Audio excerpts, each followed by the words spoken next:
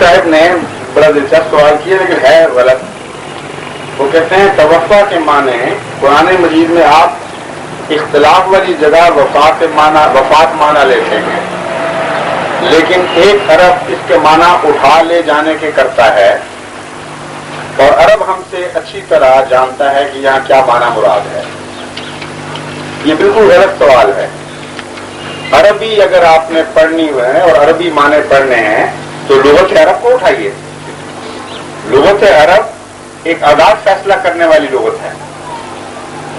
جب آیت کی بحث ہوتی ہے تو مذہبی تعصبات ضد کی جگہ لے لیتے ہیں اور پھر وہاں جا کے ترجمے غلط بھی ہو جاتے ہیں. لیکن لغت عرب تو احمدیوں نے نہیں بنائی. لغت عرب اٹھائیے بلا استثناء.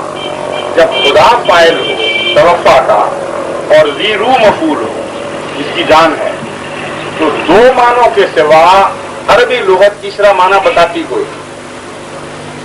یا عارضی موت یعنی نیند، اور یا موت دائمی یعنی وفات. ہم جس کو ہم وفات کہتے ہیں وہ عربی لفظ وفات ہے، توفع. اس کے سوا ایک بھی تیسرا معنی عربی لغت سے ثابت ہے. اس لیے ان عربوں سے پوچھیں جو یہ ترجمہ کرتے ہیں کہ تم اہل عرب ہو کر اپنی لغت کے خلاف کیوں ترجمہ کرتے ہو. کم سے کم آج ہی لغت میں داخل کر دیا ہوتا. آج تک کسی عرب لغت میں یہ ترمیم نہیں کر سکے یہ کہ خدا فاعل ہو، توفع باب تفاعل استعمال ہوا ہو، اور بندہ ذی روح مفعول ہو، تو نیند یا موت کے سوا کوئی ترجمہ ہو سکتا. جہاں نیند ترجمہ کرتے ہیں وہاں بھی یہ کہہ کر ترجمہ کرتے ہیں، بالفعل فوراً نہیں کر دیتے. کہتے ہیں قرینہ یہ ہے کہ عارضی موت ہے. نیند کی شکل ہے موت جیسی. النوم اخت الموت پرانا عربی محاورہ چلا آ رہا ہے کہ نیند موت کی بہن ہے.